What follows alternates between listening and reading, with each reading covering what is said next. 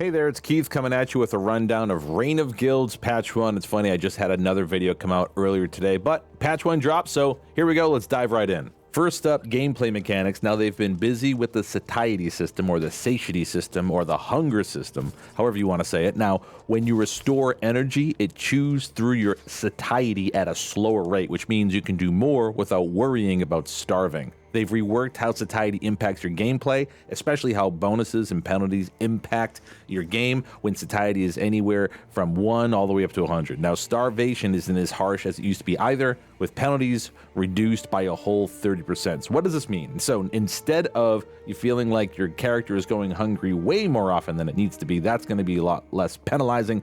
And even when your character is hungry, like if myself, for example, I went from being fine to suddenly not being able to run at all, to suddenly not being able to jump at all. So hopefully that won't be quite as bad. So nice change. Again, the hunger's still going to be there, but it's not going to be such a slap in the face when you're trying to play. In a similar vein, but not exactly the same thing, energy got a facelift too. Now, sprinting doesn't drain your energy as much as it used to, which is great news for the long treks.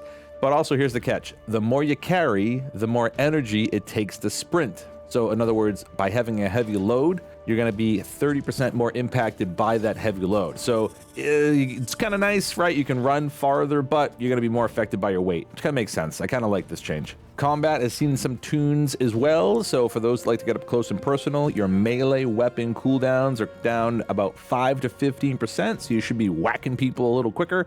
And for the mages and the archers out there, your magic and crossbow missiles are zipping through the air about 5 to 15% faster as well. So that's kind of nice for not so much the air magic, but almost everything else. And the crossbows, you're going to see a lot more snappy sort of projectiles. So that's going to be kind of nice for PvP and whatever else. They've also beefed up how much we can carry. The base carry weight has been bumped up to 80, and endurance is actually playing a bigger role in that now. It's giving you 3 times more carrying capacity. So again, a whole lot less struggling with a lot of stuff in your inventory, which I've definitely felt when doing all the quests across the tutorial island. So I'm looking forward to trying this out. Last but certainly not least, item highlighting is now a toggle. What am I talking about? Beforehand, you could actually make every flower, every ore, every log, and everything that your character could pick up glow, which made doing certain quests way easier. Now it's even better than that. If you press F, it's just a toggle on, so things will always glow. And if you've gotten this far and didn't know that item highlighting was a thing, well, hey, I'm glad I could give this to you. This is my gift. You're welcome. All right, so on to some tougher stuff that they talk about in the patch notes. So Steam had kind of 2 issues this week. One, there's issues with folks that bought the game through Zola. Those reviews actually don't show up on Steam at all, which sucks because those are typically the most loyal players that love the game the most, generally. So all those reviews don't count, hence the game being in mixed reviews. Also, there were some date issues about when early access would happen, so Steam really didn't give Reign of Guilds the visibility it probably should have. So these 2 things, kind of a tough pill to swallow, but it sounds like Reign of Guilds, the development team is not letting it sort of keep them down, and they're marching forward, so all we can do is support and hope for the best for the game. Last but not least, there was a lot in the patch notes regarding servers and localization and so on. They are revamping Russian localization. As I understand it, it's actually not that great, so they're going to be improving that for the Russian-speaking players, of which I believe there are many. Speaking of other languages, there's actually chat language filters, so if English is not your first language and you want to sort what's happening in your chat by your preferred language, you can. Although if you're watching this channel, English is my first language, so you don't want to sort me out. We can't be friends. But anyway, server-wise, there's some good news for our mates in Australia.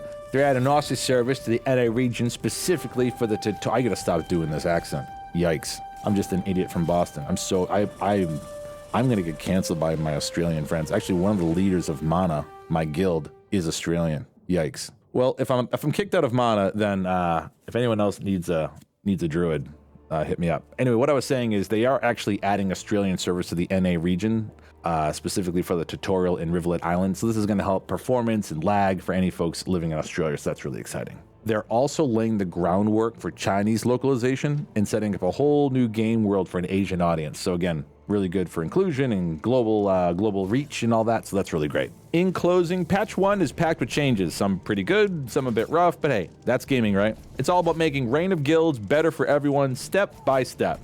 And I'm Keith, just sharing the latest and greatest with you. What's your take on these updates? Let me know in the comments. If you're digging these insights, hit the like button, subscribe for more, and maybe run over to Steam, leave a positive review on our little game here, Reign of Guilds. Maybe swing that pendulum back in the very positive status. That'd be great. Anyway, guys, keep on gaming, and I'll see you in the spider caves. Later.